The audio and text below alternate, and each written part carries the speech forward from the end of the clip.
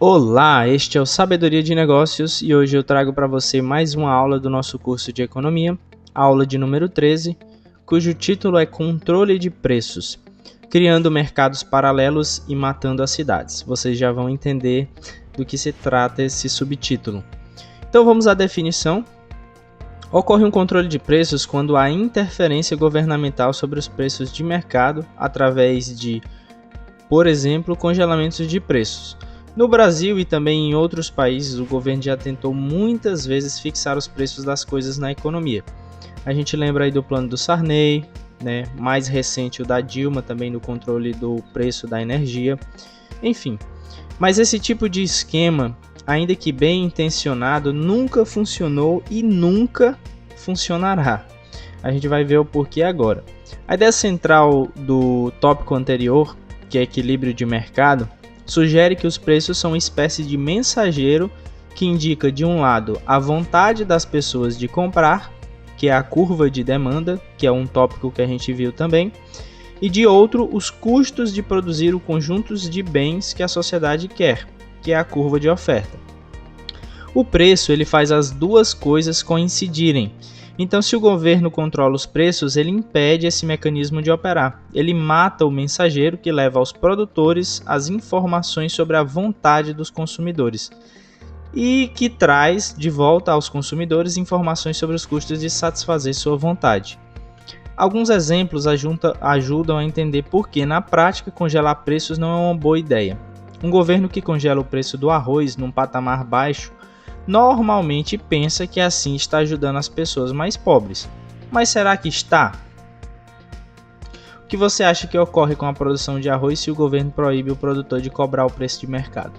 Num primeiro momento, pouca coisa muda, até porque o agricultor já plantou o arroz daquela safra, mas é claro que ele vai plantar menos da próxima vez. Vai usar a sua terra, seus funcionários, seus tratores e todos os outros as outras ferramentas para produzir outra coisa, por exemplo, chuchu, quem sabe. Enfim, ele vai mudar o alvo central dele, Talvez ele ainda continue produzindo arroz, só que em quantidade bem menor, e vai escolher ali outro tipo de produto para trabalhar, porque ele vai ter uma margem bem baixa se ele continuar trabalhando com arroz. Então, o congelamento do preço pelo governo ele acaba provocando a falta de arroz após algum tempo. Isso sem falar nas filas que surgem por conta da disputa pelo pouco arroz em circulação e no mercado paralelo de arroz. Pasmem, isso sempre acontece quando há esse tipo de intervenção governamental. Esse tipo de mercado, o mercado paralelo, ele aparece para escapar da legislação. Fica com arroz quem aparece mais cedo na fila e aguenta mais horas em pé, e quem se arrisca no mercado paralelo, no caso. Este é o problema dos mercados paralelos. Neles, o consumidor fica desprotegido, não tem acesso à lei, não pode processar um fabricante que lhe vende comida estragada, por exemplo. Quem está operando no mercado paralelo não paga nenhum imposto, isso prejudica os programas do governo que dependem da arrecadação de impostos. Mesmo em países mais desenvolvidos, volta e meia alguém congela um preço com consequências quase sempre catastróficas. Nos Estados Unidos já foi mania fixar o preço dos aluguéis abaixo do valor de livre mercado, para vocês verem que nem os Estados Unidos escapa dessa política burra. Supostamente isso visaria ajudar os menos abastados, permitindo que morem numa cidade cara como Nova York, por exemplo. Mas como você acha que os donos dos apartamentos vão reagir? O que ocorre com a oferta de apartamentos? Eles ficam chupando o dedo? Ora, não é bem assim não. Se um apartamento não pode ser alugado pelo preço de mercado, para o dono o valor dele se torna menor. Assim o dono cuida menos do imóvel e a cidade vai ficando cheia de prédios feios, detonados.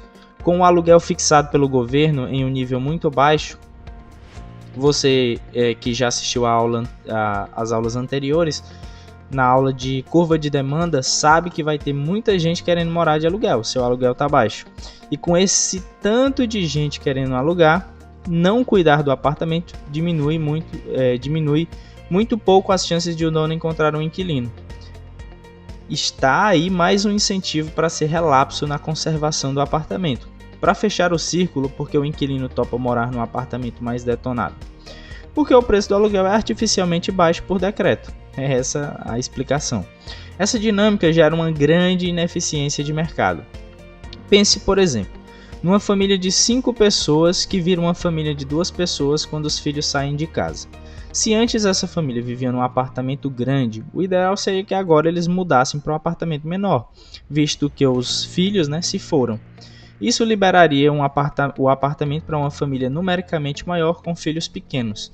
Numa economia sem controle de aluguéis, essa dinâmica eficiente ocorre normalmente e fluidamente.